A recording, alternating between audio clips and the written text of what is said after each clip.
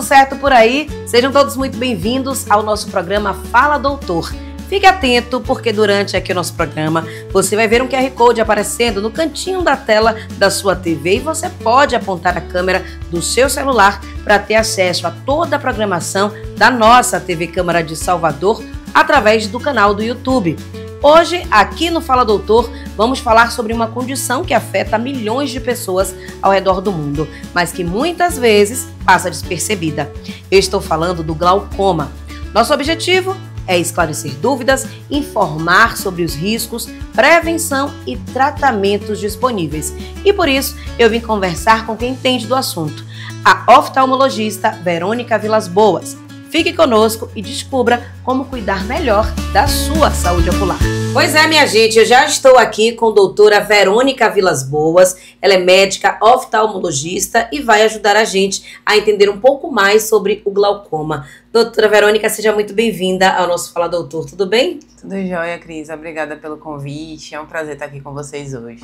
Pois é, então vamos começar literalmente pelo começo. Explica pra gente o que é o glaucoma. Então, Cris, quando a gente fala de glaucoma, a gente fala de uma doença, né, que ela afeta o nervo óptico do nosso olho. E com isso, o paciente começa a perder campo de visão, né? Então, a gente tem uma perda do campo progressiva até que o paciente acaba enxergando aquela ilha de visão, né, que a gente chama. Então, ela é uma doença que afeta o nervo óptico. Basicamente, essa seria a definição mais básica, digamos assim, em relação ao glaucoma. Essa redução do campo de visão, ela é mais propensa em alguma faixa etária e somente esse sintoma faz com que a pessoa perceba que pode estar com glaucoma? Então, geralmente quando a gente fala, a gente tem vários tipos de glaucoma, né? A gente tem glaucomas de ângulo aberto, glaucomas de ângulo fechado, glaucomas secundários, mas quando a gente fala de glaucomas de ângulo aberto, que é a maior prevalência mesmo, populacional, geralmente é uma doença assintomática, tá? Então, e esse é o grande perigo, que o paciente não sente nada. Então, o paciente só vai sentir mesmo quando a visão já está muito, o glaucoma já está muito avançado e já tem uma perda importante da visão, tá? Quando a gente fala em relação a fator de risco, como você falou em relação à idade, geralmente é mais comum o glaucoma de ângulo aberto em pacientes maiores que 40 a 50 anos. Geralmente é uma faixa etária mais predominante, falando do glaucoma primário de ângulo aberto. A senhora falou sobre esses tipos aí, né? Caracterize cada um para a gente entender melhor, né? Como é que cada um se manifesta, enfim, quais são as diferenças. Certo. Quando a gente fala de glaucoma primário de ângulo aberto, a gente na verdade faz um exame para a gente saber se o ângulo do paciente é um ângulo aberto ou um ângulo fechado, né? A gente vai fazer isso através de um exame chamado gonioscopia, que a gente vai examinar o seio camerular do paciente, vai ver o ângulo dele. Então, nos glaucomas de ângulo aberto, que é o mais prevalente e são assintomáticos, geralmente é bilateral, assimétrico e assintomático. Então, o paciente não vai sentir nada. No glaucoma de ângulo fechado, ele pode causar uma crise aguda de glaucoma. E aí o paciente tem um aumento da pressão, pode ter vermelhidão, pode ter dor de cabeça, até náuseas associadas ao quadro. Então, ele é um glaucoma que é menos prevalente, porém, ele é um glaucoma, digamos assim, mais grave, porque a perda de visão acaba sendo mais rápida, tá? E a gente tem alguns glaucomas secundários. A gente pode ter glaucoma secundário ao uso de corticoide, por exemplo, o paciente, seja por via, né, ocular mesmo, tópica, ou oral, né, pela boca. A gente pode causar um glaucoma secundário ao uso de corticoide também. Pode ter um glaucoma secundário a um trauma, né? O paciente pode desenvolver. E pode também ter outros glaucomas secundários, por exemplo, a doenças hematológicas associadas. Então, a gente tem uma gama, né, de doenças, um leque muito grande quando a gente fala de glaucomas secundários. Além da questão da idade, né, que a gente falou aqui, como um dos fatores de risco, com maior prevalência nessa faixa acima de 40 anos. Quais seriam esses outros fatores, né, que podem contribuir para desenvolver um glaucoma futuramente? O principal fator de risco do glaucoma é a pressão intraocular, certo? Então, por isso que é tão importante os pacientes passarem, né, em consulta oftalmológica, porque é a única forma da gente aferir a pressão intraocular do paciente passando na consulta. Então, geralmente uma pressão acima de 21, a gente caracteriza o indivíduo com a suspeita de glaucoma. Porém, existem aqueles pacientes que podem ser hipertensos oculares e não necessariamente ter o glaucoma. Porque, na verdade, não é só a pressão que a gente olha também o nervo óptico.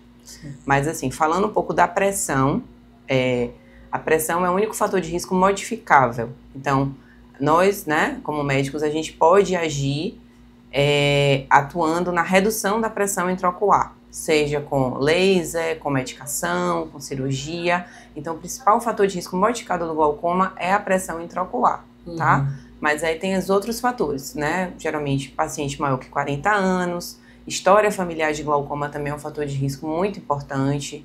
Geralmente, aqueles pacientes que têm familiares com glaucoma, principalmente familiares de primeiro grau, né? Pai, irmão, você pode ter um risco aumentado de 5 a 10 vezes de ter glaucoma. Então, é importante pacientes que têm história de glaucoma familiar passarem em consulta também. Além disso, diabetes, a gente já considera um fator de risco para glaucoma. Pacientes míopes, principalmente miopia maior que menos 6 graus, também já é considerado. E população negra também tem uma maior predisposição. Então, todos esses são os fatores de risco para glaucoma. Em glaucomas de ângulo fechado, a gente tem uma maior predisposição em população asiáticas, né, coreanos, japoneses, também tem por conta do comprimento axial ocular. Então, assim, cada tipo de glaucoma tem essa peculiaridade, mas, de certa forma, a pressão é o que a gente precisa atuar, porque é o único fator de risco que a gente consegue modificar. Teve casos que chegou a perder, né, de visão, outros, então, ficou praticamente com uma parte da visão comprometida, e outros ainda fazem, né, por exemplo, meu pai também se trata, né, então, o uso de colírio direto, então, chegou a operar, então, graças a Deus, ele faz o medicamento, né. Então, a prevenção é o melhor negócio, né? Indispensável. A senhora falou que também existe uma maior prevalência na população negra. Isso. E Salvador é a capital mais negra fora da África. Exato. Como é esse cenário aqui na capital baiana, aqui no estado? A gente tem dados sobre o número de pessoas, né, que são afetadas por glaucoma. É grande a procura aqui no seu consultório? É muito grande, Cris. Principalmente, infelizmente, nem toda a população ainda... na verdade, o glaucoma é a principal causa de cegueira irreversível no mundo, né? E a grande questão, teve até uma pesquisa que a Sociedade Brasileira de Glaucoma organizou, e cerca de 40% da população não sabia disso. Então, isso é um dado que chocou muito, mas a gente precisa saber que, como é uma doença irreversível, quando o paciente descobre, às vezes já está tão avançado que, infelizmente, a gente não tem mais o que fazer, né, em relação à visão que já foi perdida por aquele paciente. Então, Salvador tem uma predominância importante de glaucoma, e é importante que todos esses pacientes, principalmente aqueles, né, com história familiar, porque isso também acaba aumentando o risco, passem pela consulta oftalmológica, porque essa vai ser a forma da gente detectar.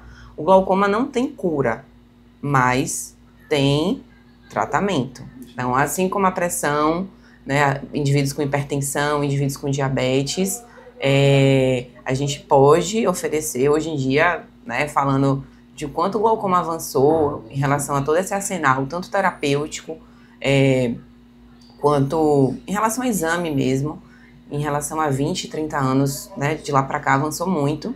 Então, a gente tem a condição de fazer uma detecção cada vez mais precoce. E isso sendo diagnosticado de uma forma mais precoce, o paciente tem controle. Então, o glaucoma não tem cura, mas tem um controle. Perfeito. Então, isso é importante, né, a população ter esse conhecimento. Que, se diagnosticado cada vez mais cedo, a gente consegue ofertar um bom tratamento para os pacientes e eles podem viver, sim, tranquilamente com a doença controlada. Muita gente não tem o hábito, né, de buscar o oftalmologista com uma certa regularidade, com uma certa frequência. Muita gente que usa óculos ou usa lente de contato como eu, busca somente na hora de fazer a troca ali, quando percebe que o grau já não está mais batendo certo, como a gente diz aqui em Salvador.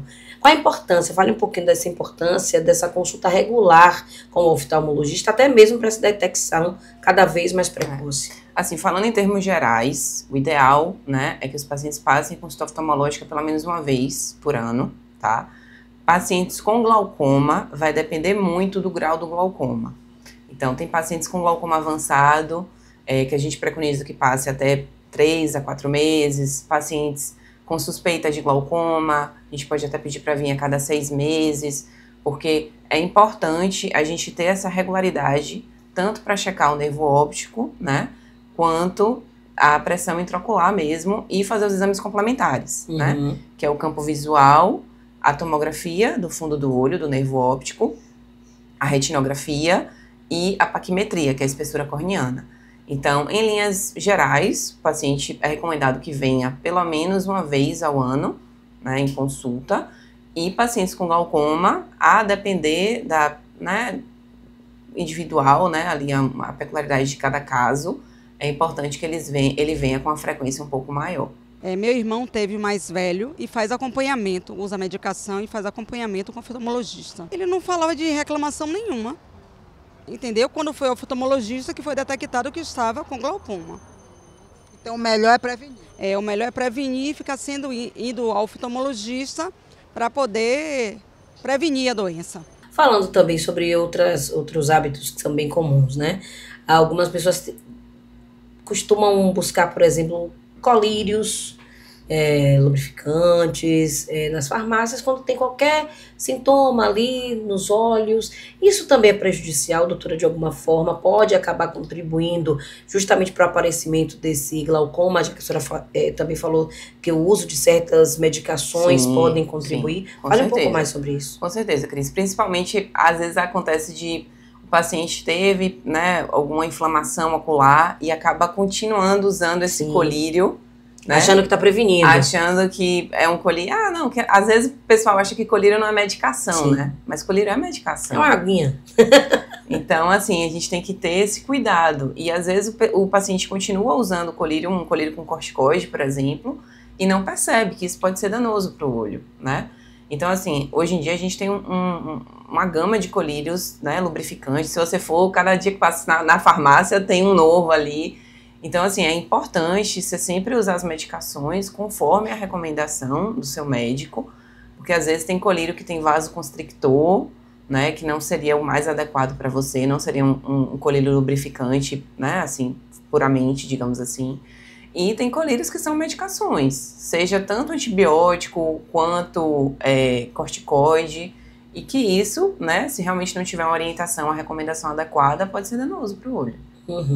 Perfeito. Então nada, viu, de seguir a dica aí do vizinho, da prima, do irmão, porque tá usando aquele colírio ali guardadinho no canto, porque cada um tem também suas especificidades, né, doutora? Então, o que pode funcionar muito bem para mim pode não funcionar para o outro. Exatamente. Então é sempre importante a gente ressaltar essa questão de evitar, de realmente não se automedicar, que é algo tão comum aqui no Brasil, né? Exatamente.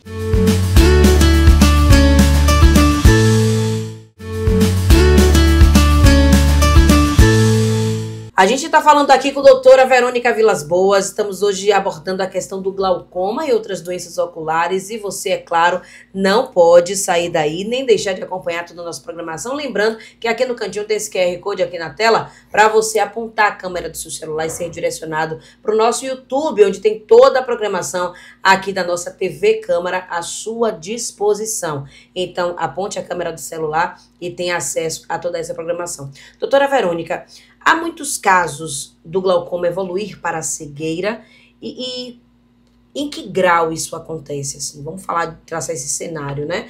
Até para explicar, porque muitas vezes as pessoas ouvem falar sobre glaucoma e não consideram assim, isso não é tão grave, vou fazer um tratamento ali, vou ficar de boa.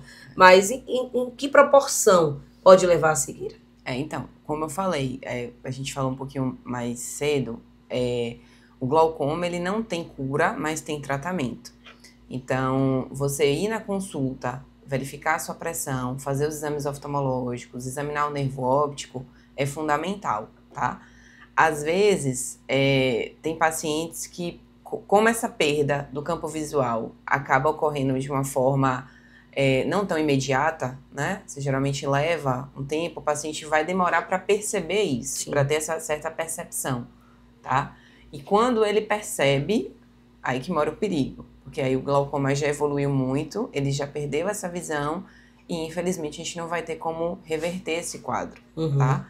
Então, reforçando que o diagnóstico precoce é a melhor forma para o paciente não ficar cego, tá? O glaucoma ele cega, mas cega se você não tiver um controle.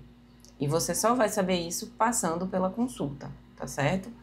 Infelizmente, em alguns casos ocorre do paciente já chegar com a visão muito deteriorada, né? Um paciente com a visão bem comprometida. E na grande maioria dos casos, quando a gente já não consegue controlar com laser e colírios, que hoje em dia a gente preconiza como a primeira linha, né, terapêutica, a gente já tem que partir para cirurgia. Então, geralmente os pacientes do glaucoma têm o que a gente chama de pressão intraocular-alvo, que é aquela pressão ideal para que o glaucoma não progrida, né? Então, quando a gente não consegue, tanto com colírio ou laser, aí a gente abre mão para cirurgias do glaucoma, né? A cirurgia tradicional no glaucoma chama trabeculectomia, conhecida por a gente como TREC, que a gente vai criar um novo orifício, né? Porque o nosso olho produz um líquido chamado mucoso. Então, o que gera esse aumento da pressão do olho é quando a gente tem uma drenagem insuficiente o mucoso, tá? Os colírios, eles podem agir ou aumentando a drenagem, né? Ou inibindo a produção desse mucoso. Então, nos pacientes que já têm um glaucoma grave, a gente acaba indicando, em certos casos, a cirurgia do glaucoma, exatamente para a gente criar um novo orifício de drenagem desse líquido. Então, realmente, em alguns casos que o paciente já é um glaucoma grave, né, a gente tem que abrir mão, tem que lançar mão, na verdade, né, da cirurgia. E cada paciente vai ter essa pressão individualizada. Então, assim, se a gente falar, qual a pressão normal? Em termos gerais, pressão normal seria de 10 a 20, né? Uma média ali de 16, mas isso vai ser muito individualizado. Tem pacientes, por exemplo, que tem uma outra forma de glaucoma, que é o chamado glaucoma de pressão normal. Aí você vai falar, doutora, como assim? Mas glaucoma não é... Às vezes tem um paciente que mesmo com a pressão de 16, 17, tida como uma pressão normal, ele está progredindo. Então, é um olho que é mais susceptível, não tolera muito essa pressão. Então, geralmente, a gente quer uma pressão mais baixa ainda, né? E tem indivíduos, como eu falei, que são hipertensos oculares, ou seja, um paciente que tem pressão de 23, 24, mas não tem dano no nervo. E aí, a gente vai acompanhar esse paciente para ver se ele desenvolve o glaucoma ou não, porque ele ainda não tem dano no nervo, né?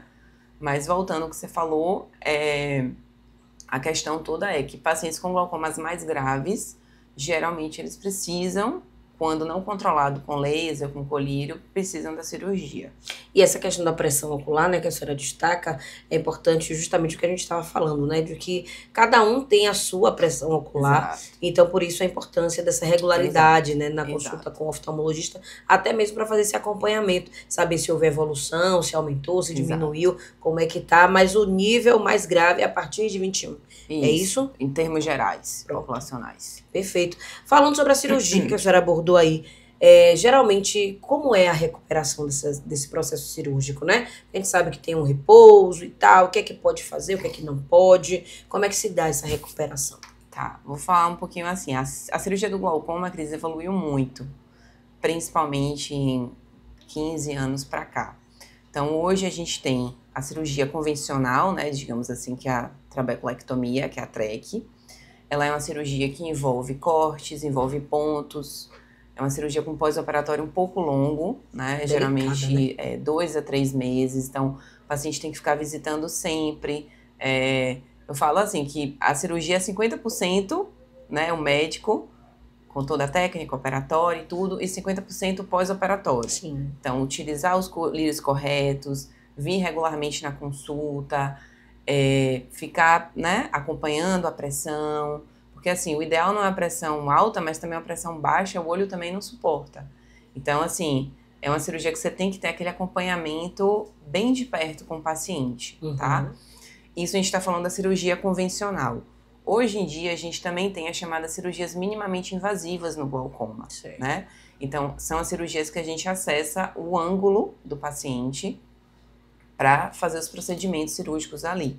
Então, seja com a stent, com o GAT, com o Kahuke, são cirurgias minimamente invasivas, que não envolvem tantos cortes, tem um sangramento também um pouquinho menor, e que a recuperação é a recuperação melhor para o paciente, tá? Mas também não é todo o caso que ela é indicada. Geralmente a gente indica mais naqueles pacientes que têm um glaucoma de leve a moderado.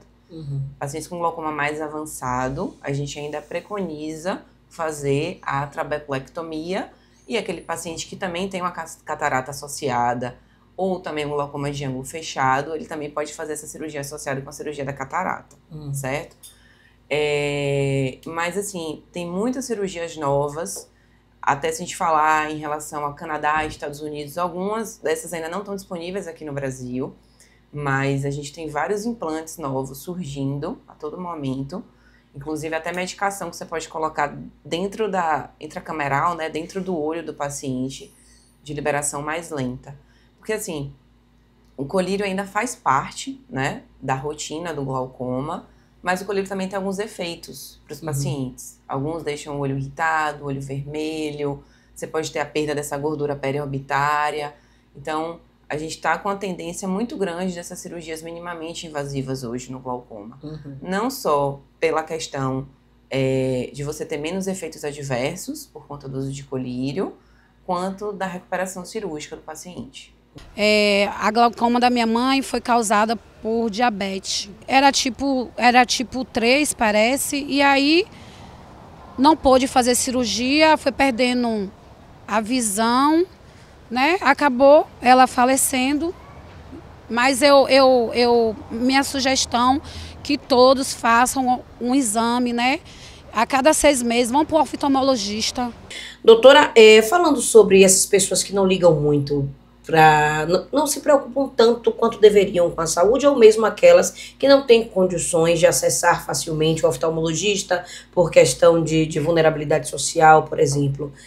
Quais são os riscos, né, de um glaucoma maltratado? Isso não falando nem só sobre a cegueira, mas o paciente pode desenvolver algumas outras sequelas, enfim, como é que se dá? Ou um glaucoma não tratado ou maltratado? Então, Cris, hoje a gente tem vários estudos que mostram também em relação à qualidade de vida, né? Então, por exemplo, primeiro, um paciente que tem um glaucoma e ainda não sabe, ele tem maior risco de queda, por exemplo, né? É um paciente que tem uma dificuldade de deambular. Além disso, a gente já mostra essa questão mais psicossocial. É um paciente que tem mais depressão, é mais ansioso. Então, é importante também, principalmente em relação à qualidade de vida do paciente como um todo, né? Já tem diversos estudos, principalmente em relação ao glaucoma e qualidade de vida. Então, os pacientes que têm glaucoma, mas ainda não têm esse conhecimento, podem acabar desenvolvendo outras doenças associadas, né? E, além disso, principalmente o risco de queda, dificuldade de você deambular mesmo, né? Às vezes o paciente já tem história que o paciente cai, se machuca. Então, realmente, a gente tem que ter um cuidado bem maior. E nesse caso, a família tem um papel importante, né, doutora? Eu gosto sempre de abordar a questão da família nesses processos, né, de tratamento, de acompanhamento de algumas doenças. Fale um pouco sobre a importância da família ali estar junto desse paciente que ou já sabe, já diagnosticou, ou que tem alguma suspeita de glaucoma. Com certeza. A depender até do caso, eu até solicito que o próprio familiar até pingue o colírio no paciente. Porque às vezes o paciente não tem um pouco, né? Se realmente, se tá pingando, se tá caindo direitinho no olho. Então é importante o familiar estar bem de perto, tá? Não só pela essa questão da mobilidade, etc., da locomoção do paciente, quanto fazer realmente parte do tratamento, né? Então, principalmente no pós-cirúrgico, às vezes é um paciente que, infelizmente, já perdeu um olho, só tem um olho, né? Então, a gente tem que ter um cuidado maior ainda em relação a esse paciente. Então, o familiar tem que sempre estar junto, tá?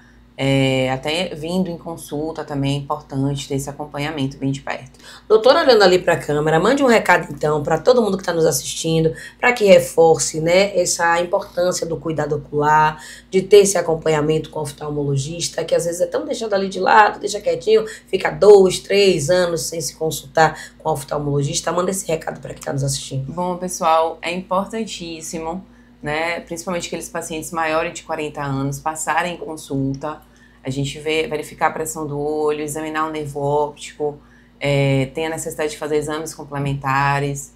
Então, esse recado vai para todo mundo que está em casa, né, de estar sempre fazendo consultas regulares. O glaucoma, ele não tem cura, tá, mas tem tratamento, e quanto mais cedo isso for realizado, melhor para todos os pacientes. Doutora, foi um prazer conversar com a senhora. Foi ótimo. Nem percebi, o tempo passou tão rápido. Isso mesmo. A gente vai continuar sempre aqui buscando a senhora para esse acompanhamento oftalmológico, né? Falar sobre outras questões, outras doenças oculares. E você que está em casa já sabe, pegue sua visão, consulte regularmente seu oftalmologista. A doutora já deu o recado e eu mando o meu. Já sabe, acompanhe nossa programação no nosso YouTube da TV e Rádio Câmara de Salvador. Basta você buscar aí nas redes sociais que você vai nos encontrar. Mas lembre, se você quer acompanhar toda a programação completa no nosso YouTube, basta você apontar a câmera do seu celular aqui, ó, para esse QR Code que está no cantinho da sua tela, e você vai ser direcionado automaticamente para o nosso YouTube, viu? Por hoje é só, minha gente. Ficamos por aqui.